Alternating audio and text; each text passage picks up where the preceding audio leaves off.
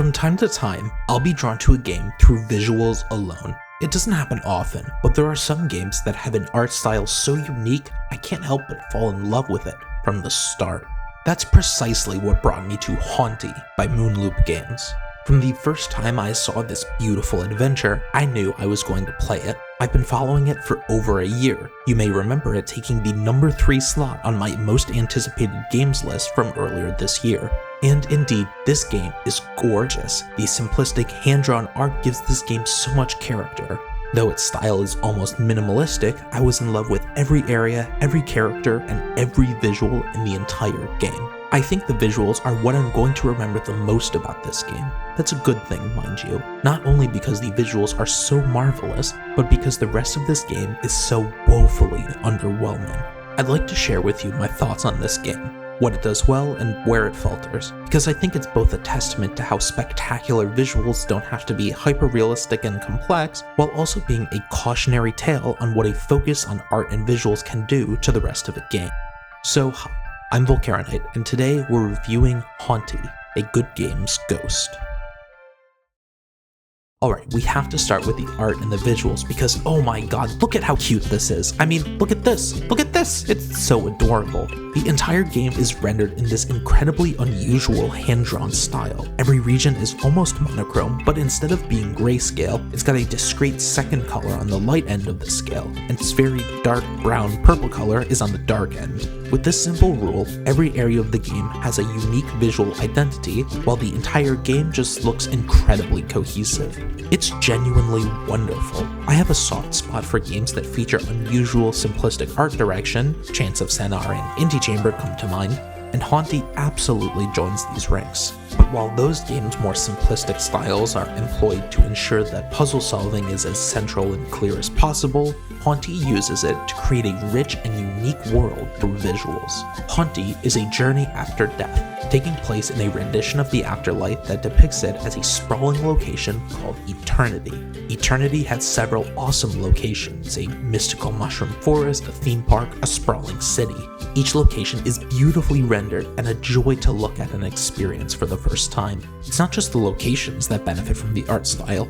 Characters are all drawn in adorable ways. You, your guardian angel, your allies, your enemies, everyone is just a little cutie patootie. These visuals really do carry everything, all coming together to create a game that's somehow both cozy and rich in variety. I genuinely can't say enough about this art style. I just love it. Now, it's not really like me to dump so much unmitigated praise onto an aspect of the game like this, but I do want to make sure that you know I'm giving this game a fair shake. I really want to make clear that I did like some aspect of this game, and it reached all the way through the experience. The art style and visuals were, by far, the finest aspects of this game, and it's all downhill from here. Let's not mince words any longer and go for the Whiplash Opinion achievement. This game isn't fun. Hauntii is an exploration-based collectathon with 2 major gameplay elements. The first is the twin-stick shooter aspect of the game. One of your joysticks is always dedicated to firing your magic pellets. This isn't ammunition-based, rather you have an auto-regenerating magic supply that you can use to shoot until it's empty. This is most often used for combat, shooting enemies to destroy them. Combat never changes through the entire game. It never grows in complexity, you never get any new moves or attacks. You do have a choice of 3 combat skills that you can upgrade, but none of them adds anything to your moveset. You can increase your magic supply, which just means that you can shoot uninterrupted for longer. You can increase your HP hearts, which just lets you take more hits. Or you can increase the number of dashes you get in a row, which is arguably the most involved thing that you can do in combat. It's just a quick dodge move that gives you a couple of invincibility frames, but that's as complex as combat ever gets. The other main gameplay element stems from shooting, because there are some targets that you have to shoot that aren't enemies. They're things that you can haunt. If you've ever played Super Mario Odyssey, this is the capture mechanic.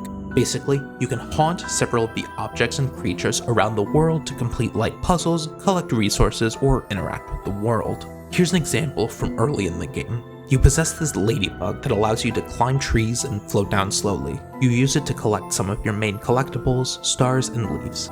And that's it. That's the ladybug. You possess a handful of little statues that simply break open and have health hearts in them. You possess some statues that you just move into place. You can possess these hills, but they literally do nothing. It's played as a joke the first time you do it, but you can haunt every hill in the game. This may seem like a cherry-picked selection, but it simply isn't. The Ladybug is one of the more complex haunts of the game. You can haunt these pillars of a roller coaster to change the path, which is also one of the more involved haunts.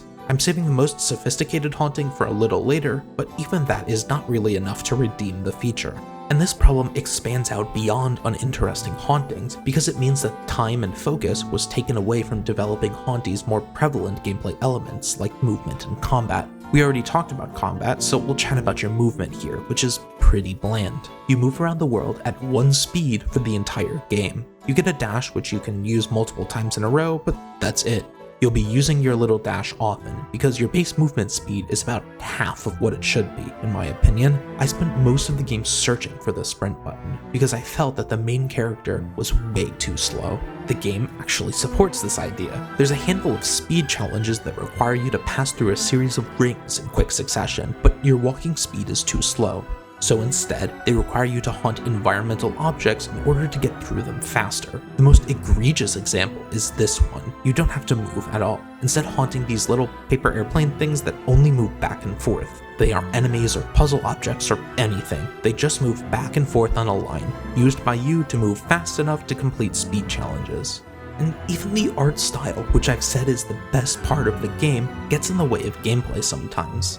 Later in the game, you get access to these sand whales, which are your most involved capture. They move faster through the sand, they can hop above and below the surface. There's a couple of collection challenges, these work like the musical notes in Super Mario Odyssey, and they're even involved in a boss fight.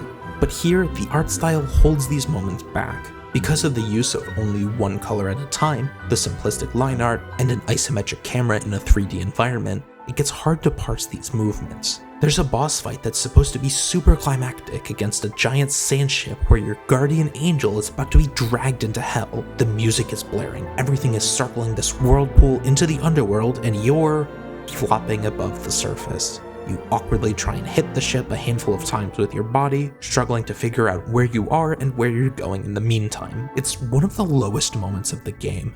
Now, the way I described that boss fight might seem like, even if the gameplay isn't there, the lore might be. But in all honesty, the plot is understated in all the wrong ways. Your main objective throughout the game is to collect these stars in order to fill constellations. Each time you complete a constellation, you unlock a memory of your past life. Memories are these lightly animated cutscenes with no dialogue, just a visual of a brief moment in life. That's it. It's evident that they were supposed to be emotional or moving, but they're just kind of dull. There's some story involving eternity itself, and that's a little bit more fun. There's three main races of people down here: the Eternians, the Angels, and the Ghosts. Ghosts are the spirit of the dead that are trying to move on to the afterlife, like yourself. Eternians are permanent residents of eternity, and Angels are creatures from the afterlife sent to guide ghosts. Ghosts are chained, using actual physical chains that are typically invisible, to eternity until they let go of their memories and embrace death, at which point an angel will guide them to the afterlife. Eternians are just the people that live here. They may be actual ghosts themselves, just unable to let go of their memories, though it's a little unclear. But the Eternians distrust the Angels. The main antagonistic force throughout the game is this group of angel punks. They're the ones that try and trap your angel and send her to hell. They want you to stay in eternity forever. But you prevail through boss fights and puzzles, filling in your constellations and letting go of your memories, and eventually ascend to the afterlife. It's a cute story, and it makes me wish that it was in a different game. A game with more narrative, a more compelling protagonist, and better gameplay. Because at the end of the day, Hauntii is a game that's trying to do too much. It's got the foundation of this beautiful narrative that it never builds off of. It has a wonderful art style that gets in the way of gameplay. It builds a rich world that it rarely explores. It has so many roots, so many ideas and beginnings, but it never expands beyond that. I was so excited to play Hauntii, and I hope that Moonloop Games continues to grow and make other games. It's clear that there's some competent and creative people that really want to make good games, and I'm confident that they will. But for this attempt, I'm disappointed to have to give Hauntii a C-. Thank you so much for watching this video. If you liked it, be sure to let me know by hitting the like button and subscribing to the channel. For more reviews, check out my review on Animal Well. It's another indie game that I will remember much more fondly than Hauntii here.